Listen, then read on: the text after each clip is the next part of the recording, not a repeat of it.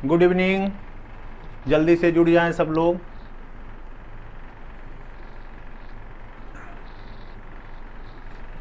हम लोग कल कॉम्प्लेक्स नंबर शुरू किए थे। कॉम्प्लेक्स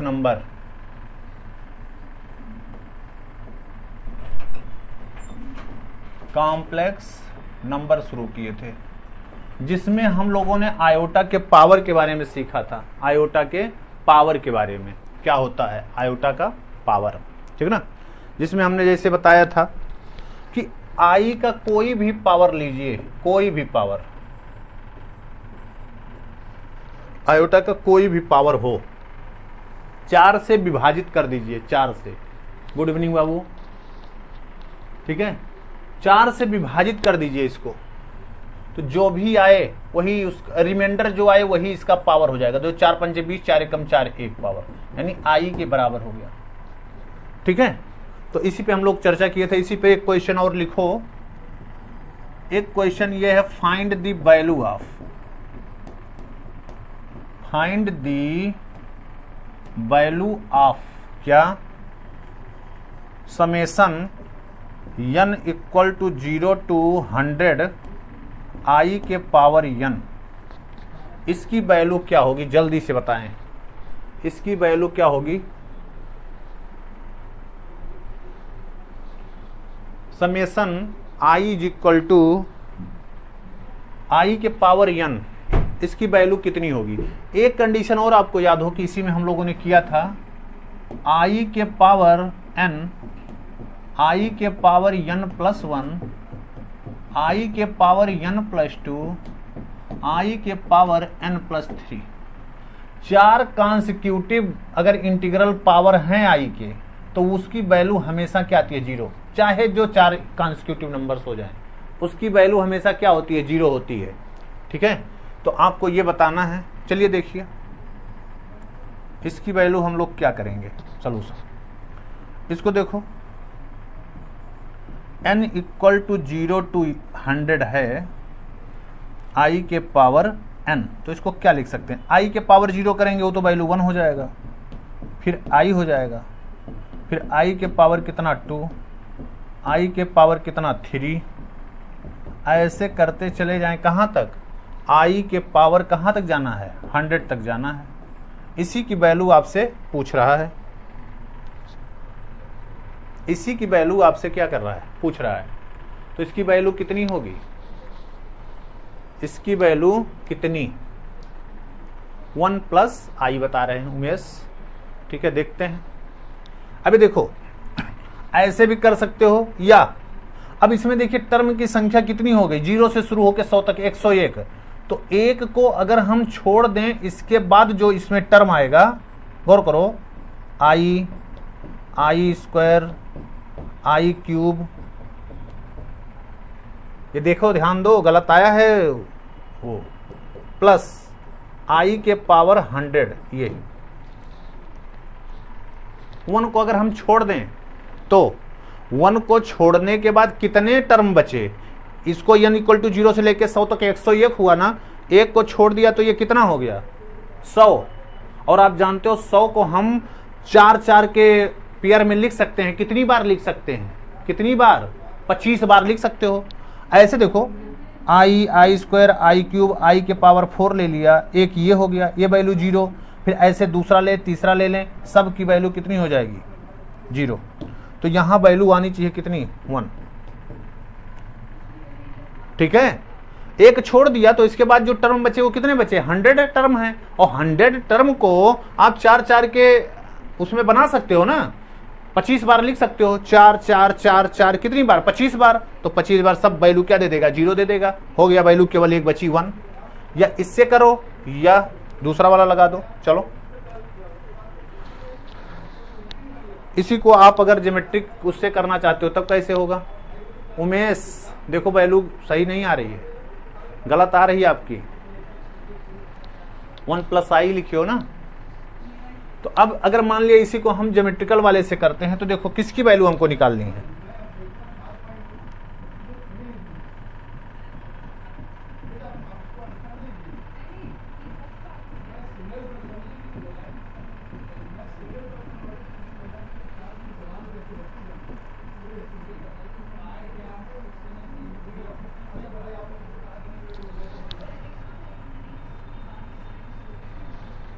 ये हो गया, ये होगा ना।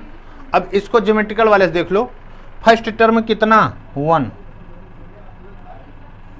अब आई के पावर कितने टर्म है 101 माइनस 1 अपान आई माइनस 1। आपको ये याद होगा, कल भी बताया था, a plus a r square ऐसे ए आर के पावर n बराबर कितना ए आर के power n minus 1 upon r के पावर, तो वैल्यू कितनी आएगी?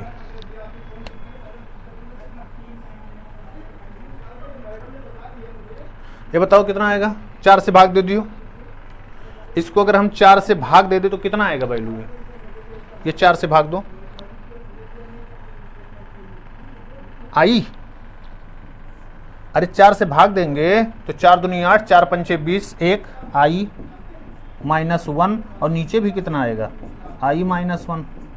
ये वैल्यू कितनी आ जाएगी? 1 आ जाएगी। ऐसे भी निकालो चाहे ऐसे भी, ये भी एग्जाम में आया हुआ है, एग्जाम में पूछा गया क्वेश्चन है, ऐसे नहीं लिखा हूं, ठीक है। तो ये वैल्यू हमेशा कितना होगा? 1 होगा, 1 प्लस आई नहीं, 1 प्लस आई क्या है? गलत है, कितना होगा? 1 होगा, ठीक है। चलिए आगे बताते हैं। चलिए, good evening Rajesh sir, good evening सबको।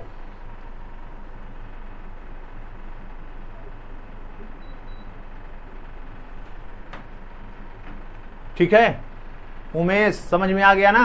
1 प्लस आई जो कह रहे थे, 1 प्लस आई नहीं, वैल्यू कितनी आएगी? 1 आएगी, ठीक है। चलिए, मेरा सब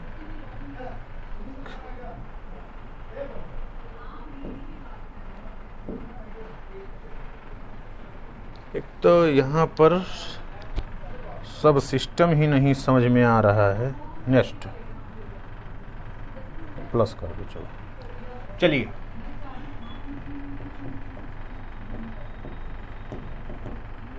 इमेजिनरी क्वांटिटी क्या होती है? क्वांटिटी इमेजिनरी क्वांटिटी,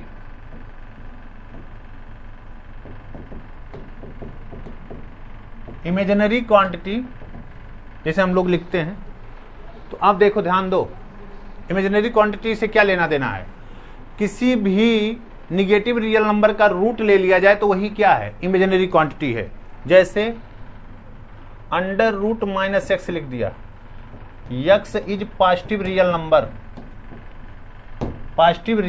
नंबर, तो अंडर रूट माइनस एक्स ये क्या होगा? इमेजिनरी क्वांटिटी होगी, ठीक है। जैसे अंडर रूट माइनस 2 ले लिया, अंडर रूट माइनस 1 ले लिया, अंडर रूट माइनस 10 ले लिया, अंडर रूट माइनस 5 ले लिया, ये सब क्या है? इमेजिनरी क्वांटिटी हैं, ठीक है। इसी को हम लोग आई के फॉर्म में लिखते हैं। जैसे अंडर रूट माइनस 2 है, तो इसी को हम लोग लिखते हैं क्या? अंडर रूट में करके ना 2i, ठीक है, यही। तो यानी कि इमेजिनरी क्वांटिटी वो होती है किसी भी रियल नंबर का, निगेटिव रियल नंबर का रूट ले लिया जाए तो वही क्या होती है? इमेजिनरी क्वांटिटी होती है, ठीक है ना। एक था गुड इवनिंग, ठीक है ना। सौरभ गुड इवनिंग, बाबू गुड इवनिंग। बात समझ में आई? इमेजिनरी क्वांटिटी का बार बार हम लोग जिक्र करते हैं, क्या होती है इमेजिनरी क्वांटिटी? तो किसी भी निगेटिव रियल नंबर का हम लोग रूट ले लें। अजीत गुड इवनिंग, ठीक है। इमेजिनरी क्वांटिटी वो होती है निगेटिव रियल नंबर का, आप क्या ले लीजिए? रूट ले लीजिए, वही क्या हो जाता है? आपका इमेजिनरी क्वांटिटी हो जाती है, बस, ठीक है, सही है। अब देखो जरा, एक चीज और होता है कि ये एक यहीं पर छोटी सी बात हम आपको बता दें, ये under root minus a under root minus b is equal to minus under root A b, where a and b are non-negative real number। बहुत ध्यान से इस बात को समझिए क्या कहना चाह रहे हैं। जैसे हम लोग, होता नहीं है रियल, और रियल वाले में क्या करते हैं? अंडर रूट ये लिखा है, अंडर रूट बी लिखा, हम लोग कहते हैं अंडर रूट ए बी। लेकिन ये इमेजिनरी क्वांटिटी में काम नहीं करता, इमेजिनरी क्वांटिटी में बात को बिगाड़ देता है। इसीलिए ध्यान देने की जरूरत है कि अंडर रूट माइनस ए है, अंडर रूट माइनस बी है, तो ये नहीं कि दोनों का रूट एक साथ गुणा कर दीजिए तो माइनस से गुणा हो गया प्लस ए हो गया, अंडर रूट ए बी आ गया। नहीं, माइनस अंडर रूट ए बी के बराबर होता है। कैसे देखो, ऐसे देखो, माइनस ए लिखा है तो इसको हम लोग क्या लिखते हैं, अंडर रूट ए आई लिखते हैं। अंडर रूट माइनस बी लिखा है तो इसे क्या लिखते हैं, अंडर रूट बी आई लिखते हैं। अब इन दोनों का प्रोडक्ट करें अगर, अंडर रूट माइनस बी तो कितना आएगा, under root A I into under root B I बराबर कितना हो गया, I square under root A B हो गया। और आई स्क्वायर की वैल्यू हम लोग जानते हैं माइनस अंडर रूट ए बी, ये वैल्यू है। तो इस बात को हम लोगों को ध्यान रखना है कि कभी भी जो रियल में हम लोग काम ये कर देते थे, यह काम कभी भी इमेजिनरी वाले में नहीं करेंगे कि डायरेक्ट किए कि 2 नंबर रूट में लिखा है, दोनों को एक साथ गुणा करके रूट ले लीजिए। नहीं, इमेजिनरी वाले में गलत हो जाएगा। ठीक है, चलिए, जैसे अब minus under root 2 into under root minus 3 लिखा है, ये तो ये वैल्यू कितनी होगी, ये तो आप सीधे सीधे देख ही रहे हो कि इसका तो हो जाएगा अंडर रूट 2 आई और अंडर रूट कितना 3। अब आई निकालने के बाद अंडर रूट 2 अंडर रूट 3, तो इसको लिख सकते हो आई अंडर रूट कितना 6। ठीक है, लेकिन अगर यही होता अंडर रूट माइनस 2 और अंडर रूट माइनस 3 तो आप इसे कभी भी अंडर रूट 6 नहीं लिखोगे, ये ध्यान रखना। ये हो जाएगा under root minus 2 under root minus 3 is equal to जो होगा माइनस अंडर रूट 6 होगा। ठीक है, ये गलतियां कई बार हुई हैं लोगों से और ये एग्जाम में पूछा भी गया है। ठीक है, कि अंडर रूट ये ऐसे पूछा है, ये कि under root minus a under root minus b is equal to a i under root A b b under root A b c minus under root A b और डी दे दिया है क्या, नन ऑफ दीज। बात को समझ के इसको देखिएगा। ठीक है, तो आप डायरेक्ट जो हम लोग करते हैं कि रूट को मल्टीप्लाई कर लेते हैं रियल में ना, वो यहां करने का प्रयास नहीं करेंगे, नहीं तो गलत हो जाएगा। ये वैल्यू हमेशा कितनी आएगी, माइनस। ठीक, क्लियर, समझ गए? ठीक ना हो सौरभ, सही है? ये सब देखो छोटी छोटी बातें अभी हम लोग जिसे शुरुआत कर रहे हैं कि कॉम्प्लेक्स में ये छोटी छोटी बातों को हम लोगों को ध्यान रखने की जरूरत है, बकिया तो और चीजें चलती ही रहती हैं। ठीक, चलिए आगे। कॉम्प्लेक्स नंबर क्या होता है, कॉम्प्लेक्स नंबर, इस पर हम लोग चर्चा कर लेते हैं यहीं पर कि कॉम्प्लेक्स नंबर वाकई में होता क्या है। अब कॉम्प्लेक्स नंबर का हम लोग डिफिनीशन लिखते हैं यहीं पर। कॉम्प्लेक्स नंबर का डिफिनीशन ध्यान दो जरा, ऐसे कहते हैं कि let x and y are real number then the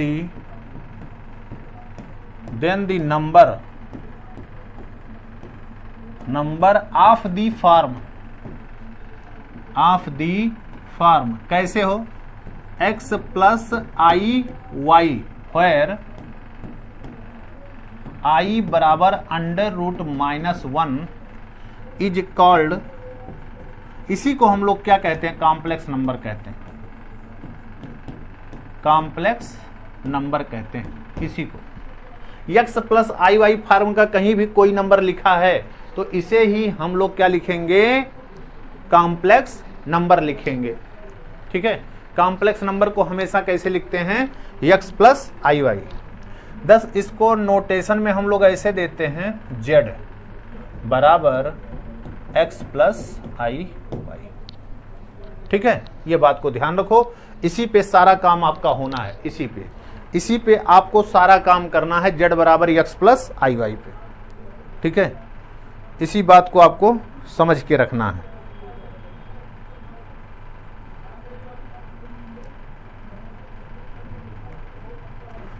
ठीक, अब चलो इसी में देख लो। अगली बात यहीं पे लिख दें, इफ अगर यही को ऐसे लिखा है x plus i y is complex number है, कॉम्प्लेक्स नंबर है, देन x जो ये देखो ये पहला वाला, इसे x इज रियल पार्ट और y को क्या कहते हैं, इमेजिनरी पार्ट ऑफ z। मतलब अगर Z x plus i Y complex number है तो x को कहते हैं रियल पार्ट और y को कहते हैं क्या, इमेजिनरी पार्ट कॉम्प्लेक्स नंबर का, रियल पार्ट और इमेजिनरी पार्ट।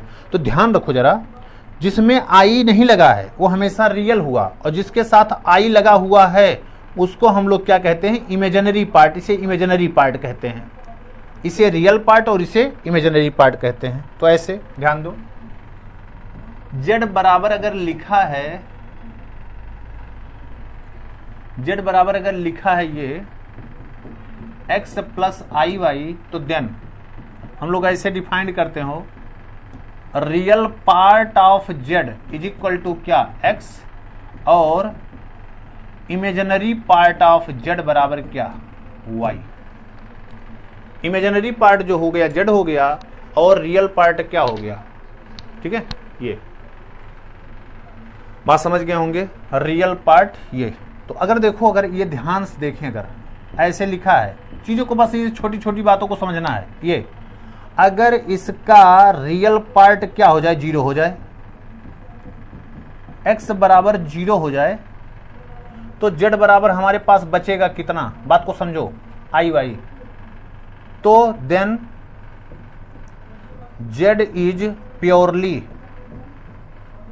प्योरली क्या है इसमें देखो, केवल इमेजिनरी पार्ट है, रियल पार्ट है ये नहीं है, प्योरली इमेजिनरी नहीं। अगर रियल पार्ट 0 आ गया यानी x की वैल्यू खत्म, तो केवल आई वाई ही तो बचेगा, तो इसमें केवल और केवल क्या रहेगा, इमेजिनरी वाली बात रहेगी। तो इसे क्या कहोगे, imaginary part, only purely imaginary.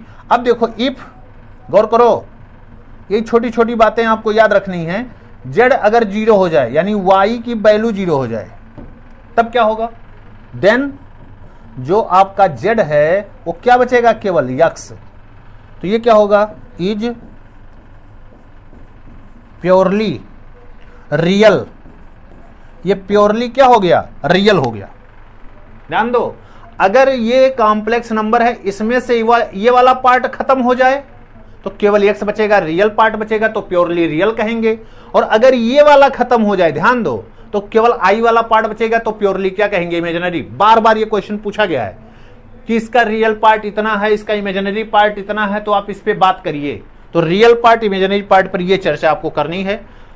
कोई भी कॉम्प्लेक्स नंबर प्योरली इमेजिनरी तभी होगा जब उसका रियल पार्ट क्या हो जाए, 0 हो जाए।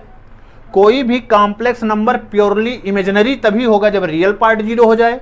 कोई कॉम्प्लेक्स नंबर प्योरली रियल होगा जब उसका इमेजिनरी पार्ट क्या हो जाए, 0 हो जाए। ठीक है, तो इस बात को थोड़ा सा अच्छे से दिमाग में बैठा लीजिए कि ऐसे लिखा है, अगर ध्यान दो, फिर से लिख दे रहे हैं एक बार, x प्लस आई वाई ये है, z is purely real if and only if, क्या कहोगे, प्योरली रियल होना है, इमेजिनरी पार्ट ऑफ z यानी y इक्वल टू क्या होगा, 0 होगा। और दूसरी बात आपको क्या कहनी है, z इज प्योरली इमेजिनरी कहनी है, प्योरली इमेजिनरी कहनी है। तो ये कब होगा, इफ एंड ओनली इफ, जब रियल पार्ट इसका क्या हो जाए, यानी x क्या हो जाए, 0 हो जाए। ठीक है, बस बात को यही आपको ध्यान रखना है कि प्योरली रियल की बात करता है तो इमेजिनरी पार्ट को 0 कर दीजिए, इमेजिनरी पार्ट को अगर जीरो कर देते हैं तो रियल मिल जाएगा, और रियल पार्ट को जीरो करते हैं तो क्या मिल जाएगा, इमेजिनरी। ये देखो ये भी तो ऐसे लिख सकते हैं, जीरो बराबर लिख दिया जीरो प्लस आई जीरो, ऐसे भी तो लिख सकते हैं, नहीं लिख सकते, is not purely real and not purely क्या, इमेजिनरी। अरे जीरो को भी तो हम ऐसे लिख सकते हैं ना, तो देखो इसमें रियल पार्ट भी जीरो है, इमेजिनरी पार्ट भी जीरो है, तो क्या कह रहा है, ये पूरी तरह से ना तो प्योरली रियल है ना तो प्योरली क्या है, इमेजिनरी है। नहीं तो कह दो अब जीरो क्या होगा, प्योरली रियल होगा कि प्योरली इमेजिनरी होगी। जीरो ना तो प्योरली रियल है और जीरो ना तो प्योरली इमेजिनरी है। ठीक है, बात को समझ गए होंगे। तो आपसे जब भी, ये बहुत इंपॉर्टेंट चीज है, बार बार ये चीज आती है, प्योरली रियल है, प्योरली इमेजिनरी है, तो जब भी प्योरली रियल की बात करें तो इमेजिनरी पार्ट को जीरो कर दीजिए, और जब आपको प्योरली इमेजिनरी करे तो रियल पार्ट को क्या कर दीजिए, जीरो करिए। ठीक है, जैसे हम इसी में एक एग्जांपल लिख देते हैं, गौर करिए। जैसे क्वेश्चन z बराबर लिखा है x minus 1 plus i y minus 2, ऐसे ये if z is purely real then find the value of find the value of y and if z is purely imaginary then find value of x। Question छोटा सा अपने मन से लिखा है कि ये ऐसे लिखा है, तो अगर z प्योरली रियल है कब होगा, किस x के लिए होगा, और कब प्योरली इमेजिनरी होगा। ठीक है ना, क्या लिखोगे सोल्यूशन में, तो कुछ ना, एकदम सिंपल सी बात है, x माइनस 1 लिखा है प्लस आई y माइनस 2 लिखा है। इसे प्योरली रियल होना है तो इमेजिनरी पार्ट जीरो करो, प्योरली इमेजिनरी होना है तो रियल पार्ट को जीरो करो। इफ, ध्यान दो, z इज प्योरली रियल तो देन क्या होगा, इमेजिनरी पार्ट ऑफ z क्या, जीरो। इमेजिनरी पार्ट यहां कौन सा है, y माइनस 2, जीरो, तो y की वैल्यू कितनी हो जाएगी, 2। अगर z को प्योरली रियल होना है तो y की वैल्यू कितनी होगी, 2 होगी। ठीक है, और दूसरी बात यहीं पर लिख देते हैं। अगर दूसरी बताओ, आप बताओ जल्दी से सब लोग, कि अगर प्योरली इमेजिनरी है तब वैल्यू कितनी होगी। प्योरली अगर रियल है तब तो ये हो गया, और प्योरली इमेजिनरी है तो क्या होगा,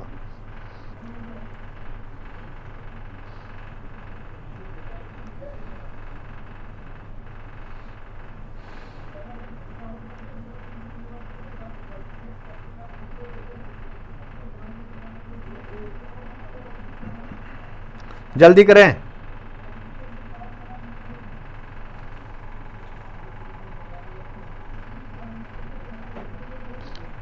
अगर ये देखो प्योरली रियल था तो इमेजिनरी पार्ट जीरो कर दिया तो y की वैल्यू जीरो, और इफ अगर z इज प्योरली क्या हो गया, इमेजिनरी हो गया, तो क्या होगा, then real part of z को क्या करना पड़ेगा, जीरो। इसका मतलब रियल पार्ट यहां कितना है, x माइनस 1 को जीरो करना पड़ेगा, जीरो। तो इसका मतलब हो गया x की वैल्यू कितनी हो गई, 1 हो गई। यानी कि अगर x की वैल्यू 1 हो जाए तो प्योरली इमेजिनरी होगा, और अगर y की वैल्यू 2 होगा तो प्योरली क्या होगा, रियल होगा। बस इतनी सी बात है, इसी बात को हम लोगों को क्या कर रखना है, समझ के रखना है। ठीक है, चलिए आगे बढ़िए।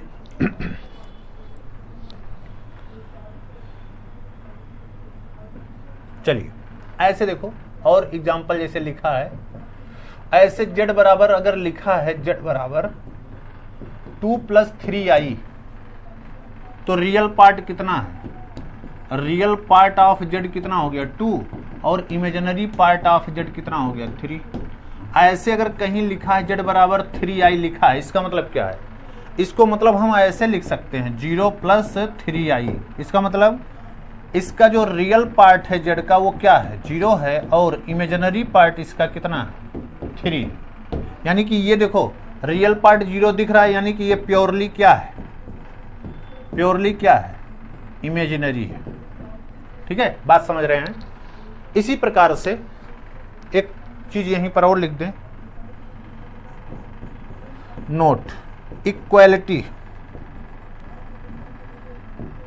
Equality of complex number.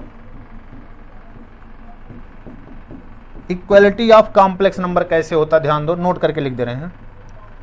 Late z1 बराबर x1 + i(y1) एंड z2 बराबर x2 + i(y2)। दो रियल नंबर है, दोनों आपस में बराबर कब होंगे, z1 बराबर z2, देन z1 बराबर z2, तो इसका मतलब हो गया x1 + i(y1) बराबर x2 + क्या i(y2)। तो बस दोनों तरफ से हम समझ लो जिसे कंपेयर करते हैं ना, रियल को रियल से, इमेजिनरी को इमेजिनरी से। तो x1 बराबर x2 और y1 बराबर क्या y2। इसका मतलब ध्यान दो, दो रियल नंबर अगर बराबर हैं, गौर करो, दो कॉम्प्लेक्स नंबर बराबर हैं, तो देन इन दोनों कॉम्प्लेक्स नंबर का रियल पार्ट ऑफ z1 बराबर होगा रियल पार्ट ऑफ z2 के, and imaginary part of z1 बराबर होगा किसके, इमेजिनरी पार्ट ऑफ z2 के। दो रियल नंबर बराबर तभी और तभी होंगे जब उसका रियल पार्ट के बराबर हो और इमेजिनरी पार्ट के बराबर हो। कभी अकेले नहीं कह सकते कि ये बराबर होगा, मतलब दो कॉम्प्लेक्स नंबर ऐसे बराबर होंगे, नहीं, रियल के, इमेजिनरी के। ठीक है ना। यहीं पर एक बात और लिख दो कि इक्वालिटी कभी होल्ड नहीं करती है। कई बार एग्जाम में डायरेक्ट पूछा गया, इक्वालिटी कॉम्प्लेक्स नंबर में कभी होल्ड नहीं करती कि एक रियल नंबर किसी दूसरे एक कॉम्प्लेक्स नंबर दूसरे कॉम्प्लेक्स नंबर से छोटा है, दूसरा कॉम्प्लेक्स नंबर बड़ा है, ऐसे कभी नहीं हो सकता। कॉम्प्लेक्स नंबर में ये कंडीशन होल्ड नहीं करता। इसको भी यहीं लिख दो। इसे मान लिया नोट पहला कर दिया, नोट दूसरा लिख दें यही, inequality does not hold for complex number. मतलब ऐसे z1 अगर ऐसे है और z2 ऐसे है, तो हम ये नहीं कह सकते कि z1 बड़ा है z2 से, या आर z2 बड़ा है z1 से, are not hold for complex number. ये कॉम्प्लेक्स नंबर के लिए बात हो रही है कि कॉम्प्लेक्स नंबर में इक्वालिटी नहीं होल्ड करती, इनइक्वालिटी होल्ड नहीं करती। इक्वालिटी होल्ड करती है कि दो कॉम्प्लेक्स नंबर बराबर हैं तो उसका रियल पार्ट रियल के, इमेजिनरी के। लेकिन कहीं कौन किससे बड़ा कौन किससे छोटा है, ये कॉम्प्लेक्स नंबर में कभी होल्ड नहीं करता है। ये ऐसे लिख दिया गया, एग्जाम में पूछा गया है 2 + 3i ग्रेटर देन 3 + 4i से। ऐसा कभी पॉसिबल नहीं कि इस तरह से कोई आ जाए, इस तरह से कि कोई कॉम्प्लेक्स नंबर किसी कॉम्प्लेक्स नंबर से बड़ा होगा या छोटा होगा, ऐसी कोई सुविधा कॉम्प्लेक्स नंबर में उपलब्ध नहीं है। इक्वालिटी की सुविधा उपलब्ध है कि रियल के बराबर हो जाए, इमेजिनरी के बराबर हो जाए, तब उसे हम इक्वल कह सकते हैं। रियल में ऐसा होता है कि एक रियल दूसरे के बराबर हो सकता है जब उसकी वैल्यू सेम हो। ठीक है,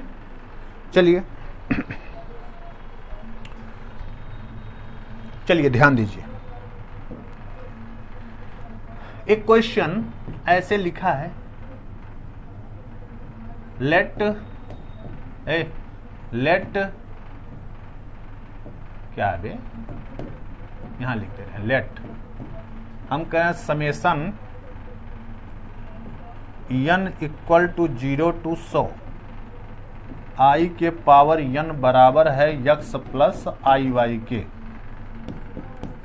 देन फाइंड